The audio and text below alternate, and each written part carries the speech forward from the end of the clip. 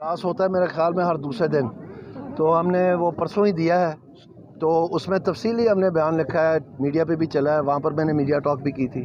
अभी तक हमें कोई उसका असर रसूख नज़र नहीं आया यहाँ पर मुकामी सतह पर, तो हम इंतज़ार कर रहे हैं कि वो इस इलेक्शन को फ्री और फेयर और ट्रांसपेरेंट करने में अपना आपके ज़रिए मैं पैगाम देना चाहता हूँ कि आप साबित कदम रहें। ये हमारा आइनी हक़ है, ये हमारा कानूनी हक़ है।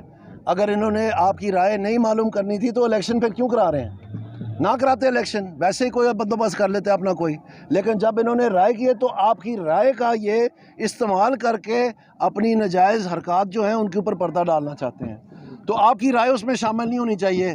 तो ये बात जो है 2008 फरवरी की 8 तारीख को 2024 को तय होनी है कि आपकी राय क्या है। तो पोलिंग के ऊपर आप अपने हक़ रादियत का जो हक़ है उसको भरपूर अंदाज से आपके सामने जो है आपने वोट आपने डालना है, उस संदूकड़ी में डालना है। उसके बाद गिनती भी आपके वहाँ एजेंटों ने और आपके गांव के लोगों ने खड़े होकर करवानी है। तो ये आखिर तक जो है उनको रिटर्निंग अफसर साहब के दफ्तर तक पहुँचा के आना है ताकि इसमें कोई हेरा फेरी करो तो बदल ना किया जाए। इन्होंने की अपनी रात 12 बजे के बाद कैंपेन की इंतज़ामिया की, जिसमें ये दीवारें फैला कर लोगों के दरवाजे तोड़ते हैं, चादर और चार दीवारी का तकद्दुस पमाल किया है।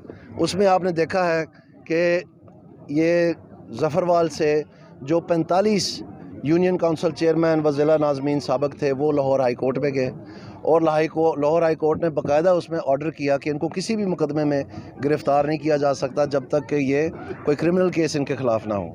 फिर एक ख़ुद साख्ता बकुआ जो अभी तक कोई भी नहीं मान रहा पूरे इलाके में, वो इन्होंने अहमद इकबाल पे बुलाने की कोशिश की कि जी इन पे फायरिंग हुई है। तो वो FIR बजाते ख़ुद ही एक दास्ता है, उसमें ये लिखा है कि नामालूम अफराद ने फायरिंग की, नामालूम अफराद की इमाम पे। तो ये कैसे हो सकता है कि इनको पहले ही पता चल गया कि नामालूम अफराद की इमाम पे ये हुआ है, ना कि वो मौके के ऊपर कुछ हुआ है। तो ये ज़ाहिर बात है, ये तैयारी की जा रही थी कि अब कम से कम ऐसा कवर मिल जाए कि उन 45 को या किसी और को भी उस मुकदमे में डाल के, क्योंकि हर एक के ऊपर मुकदमा बनाना तो बहुत मुश्किल है।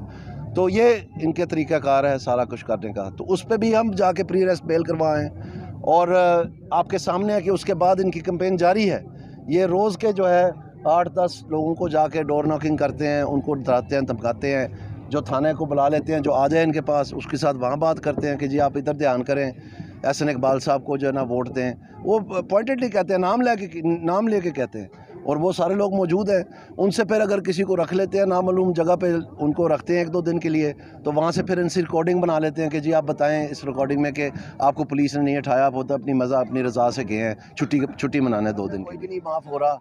आपके सामने है ये हमारे साथ वाले हल्के में सईदुल हसन शाह साहब के छोटे भाई को उठा लिया, वो भी कैंडिडेट हैं। कल एक यहाँ पर कैंडिडेट है इंडिपेंडेंट हमारे बरादरी के ही, उन्होंने भी प्रेस कॉन्फ्रेंस की है कि उनके साथ क्या हो रहा है। उससे चंद दिन पहले 3-4 MP हज़रात दस्तबरदार हो गए इलेक्शन। तो ये आपके सामने है सारा कुछ। ये किसी एक के लिए नहीं है, ये सब के लिए है, ताकि ये लाडले जाके दोबारा तबाही मचा लें।